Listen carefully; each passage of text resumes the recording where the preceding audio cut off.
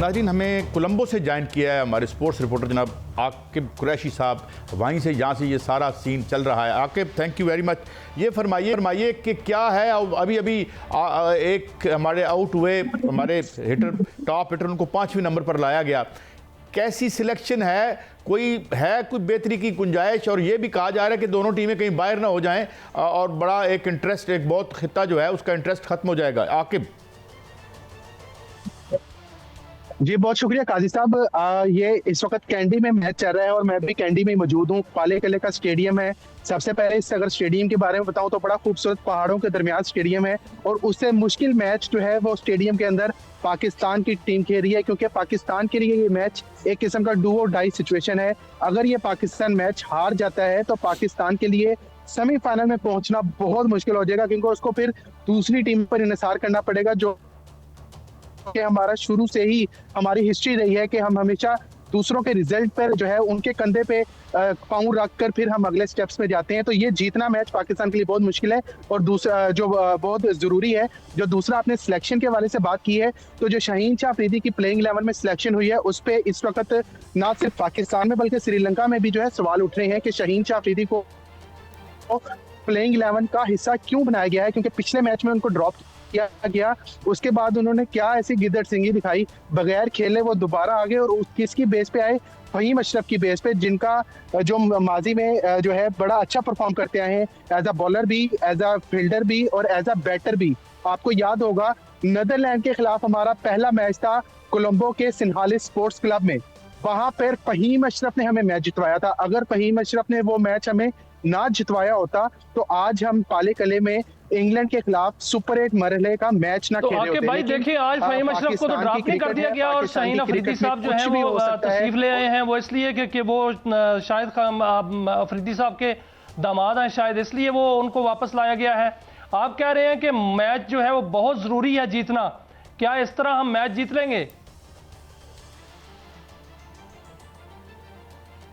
देखिए मियां साहब, अभी तक जो सिचुएशन है उसमें तो लग रहा है कि पाकिस्तान का स्कोर अच्छा हो गया, क्योंकि इधर जो कोलंबो की निस्बत जो कैंडी में मौसम है यहाँ पर ज्यादा गर्म नजर आ रहा है और इधर रात के वक्त जो है वो ड्यू भी नजर आ रही है, क्योंकि हम गुज़श्ता 3 रोज से कैंडी में मौजूद हैं और हम रात को हर रोज एग्जामिन करते हैं। 9 बजे के राउंड अबाउट श्रीलंकन टाइम के मुताबिक 9 बजे के बाद यहाँ पर ड्यू पड़ना शुरू हो जाती है और जब ड्यू पड़ती है तो फिर जो सेकंड टाइम पे जो बॉलिंग करेगी उसके लिए मुश्किलात का सामना करना पड़ सकता है। अब यहाँ पर सलमान अली का जो डिसीजन था टॉस जीतकर पहले बैटिंग करने का, अगर तो ड्यू पड़ जाती है और पाकिस्तान ड्यू की वजह से मैच आता है तो तमाम जो क्रेडिट है या डिसक्रेडिट है, तमाम इल्जाम है वो सलमान अली आगा के सर पे जाएगा कि जब उनको पता था कि पाले के आकिब, जब आप हमसे ये बात कर रहे हैं, आप जब हमसे ये बात कर रहे हैं तो अभी हम देख रहे हैं कि फिर हमारा मिडिल ऑर्डर जो है वो कोलैप्स हो गया है और अब 7 आउट हो चुके हैं।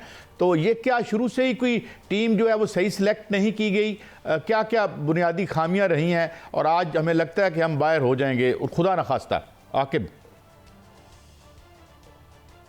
देखिए काजी साहब, बिल्कुल मैं अगर आपको बताऊं, जो मैं देख रहा हूं इस वक्त मैच, जो हमें पिच बिहेव करता दिखाई दे रही है, 146 अभी रन हुए हैं और जो अगर ये 160 के करीब पहुंच गए तो मुझे लगता है पाकिस्तान के पास बेहतरीन चांस होगा ये मैच जीतने का, क्योंकि पाकिस्तान के अगर स्पिनर्स की बात करें, उस्मान तारिक बेहतरीन स्पिनर है, शादाब खान है, साइम अयूब है, मोहम्मद नवाज है, ये 4 आपके पास प्रॉपर स्पिनर्स हैं। और इंग्लैंड की बैटिंग लाइन ऐसी है कि अगर उनका दिन हो तो वो 250 भी चेस कर जाती है, अगर उनका दिन ना हो तो वो 100 पर भी आउट हो जाती है।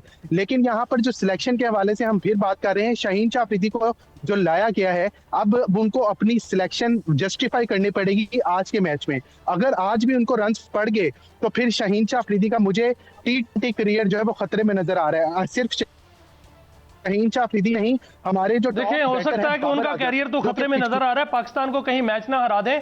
तो आप क्या देख रहे हैं कि भारत जो है वो मैच में, टूर्नामेंट में रहेगा या वो भी बाहर हो रहा है?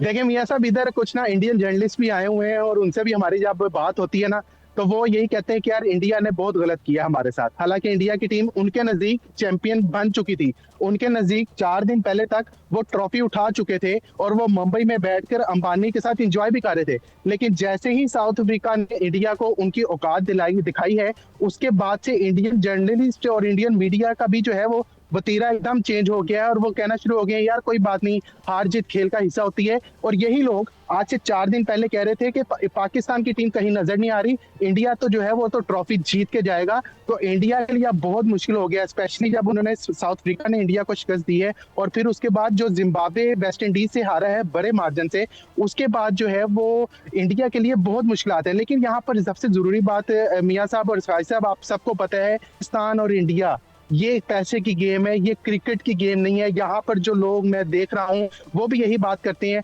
मुझे लगता है कि जो ब्रॉडकास्टर्स हैं वो कभी भी नहीं चाहेंगे कि सेमीफाइनल इंडिया या पाकिस्तान के बगैर हो, वो दोनों में से किसी एक टीम को इन लाजमी रखेंगे। और ब्रॉडकास्टर आपको पता है कौन है, वो मुंबई में लेकिन आकिब भाई इंडिया के लिए तो बाकायदा तौर पर इंडिया कि भाई देखिए आज फहीम अशरफ को तो ड्रॉप नहीं कर दिया गया और शाहीन अफरीदी साहब जो हैं वो तशरीफ ले आए हैं, वो इसलिए कि वो शायद अफरीदी साहब के दामाद हैं, शायद इसलिए वो उनको वापस लाया गया है। आप कह रहे हैं कि मैच जो है वो बहुत जरूरी है जीतना, क्या इस तरह हम मैच जीत लेंगे?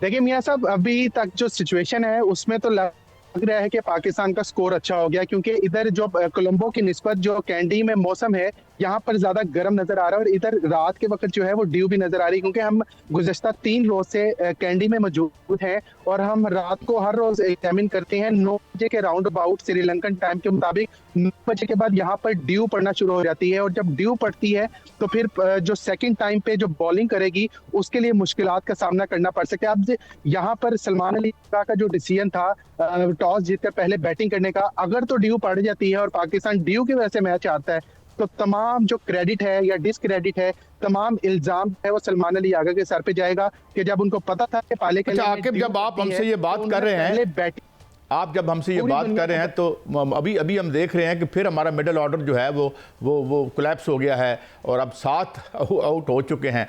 तो ये क्या शुरू से ही कोई टीम जो है वो सही सिलेक्ट नहीं की गई? क्या क्या बुनियादी खामियां रही हैं और आज हमें लगता है कि हम बाहर हो जाएंगे, खुदा न खास्ता? आकिब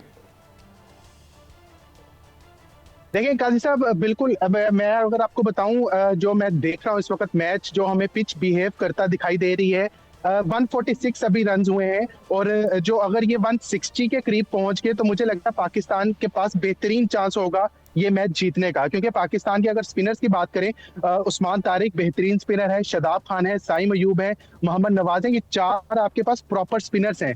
और इंग्लैंड की बैटिंग लाइन ऐसी है कि अगर उनका दिन हो तो वो 250 भी चेस कर जाती है, अगर उनका दिन ना हो तो वो 100 पर भी आउट हो जाती है।